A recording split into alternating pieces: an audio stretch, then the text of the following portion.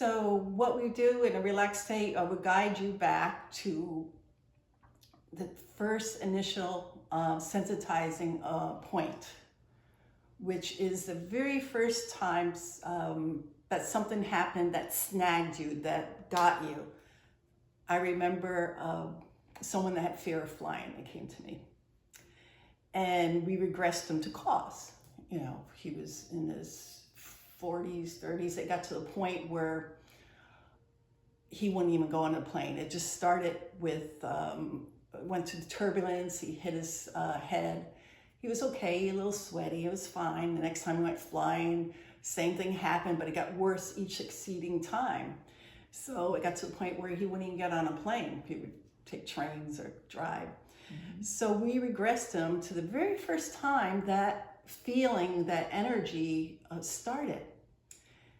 And he was maybe 7 years old, 8 years old. He was playing in the trees with his friends, and they were dangling on the rope, and his friend drops him. He fell, didn't hurt himself, but the rope hit him on his head, and it started the event. Then years later, something happened where he hit his head again, and that aggravated it. Because there was something emotional going on at that time. Not that just a bump on the head would do it. It was just a fear that was planted.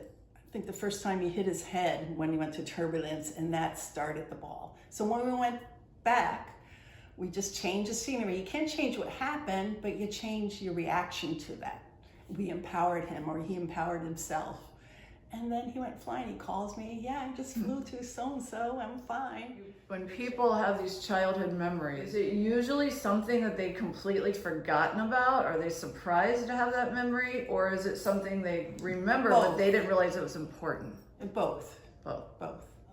Usually you deal with, when you go to childhood, their confidence, to build their confidence for school or athletics, to build them as a winner. To feel good about themselves, to release judgment of being perfect, just retraining the brain.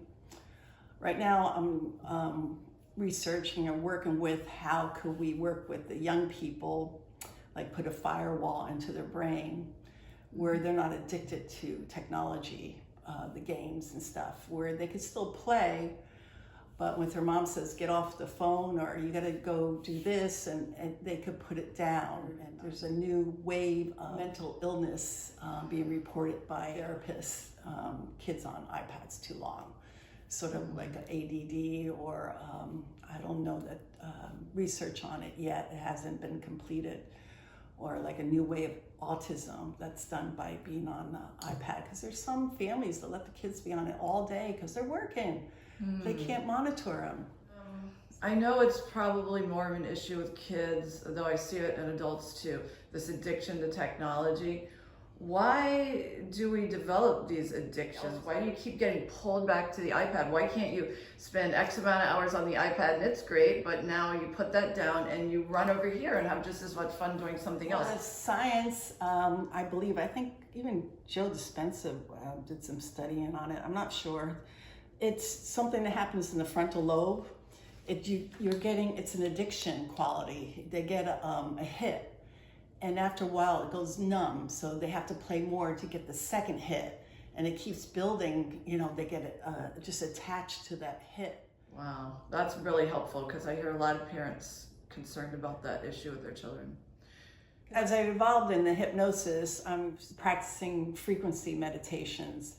It does something similar as you raise your own vibrations and ask what patterns are holding you back. They sort of just evolve into your consciousness.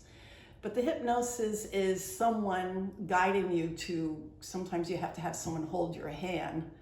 All your emotions are in your subconscious mind also. So if you ever watch a commercial or something that was just, a little emotional, and you just start sobbing away because it just sort of hit something or release something, and you just open up like the floodgates. Wow. All our habits are in our subconscious mind. We all have good habits, we have bad habits. So when you're hypnotized, we could go into that subconscious mind and change those habits. But it is lazy. you have to use motivation to release that laziness that's in the subconscious mind also.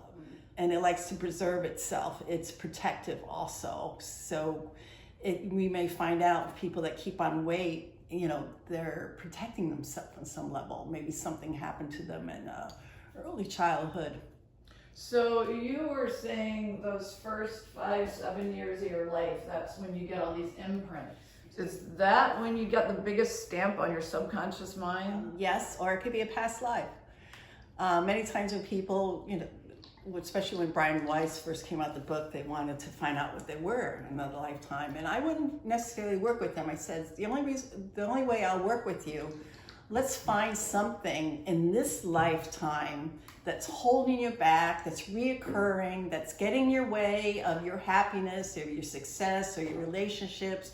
And let's see, it may be in this lifetime, early childhood, or it may continue into your past life, or many things happen where it goes on other planets or other dimensions, or so we just follow it back all the way to there.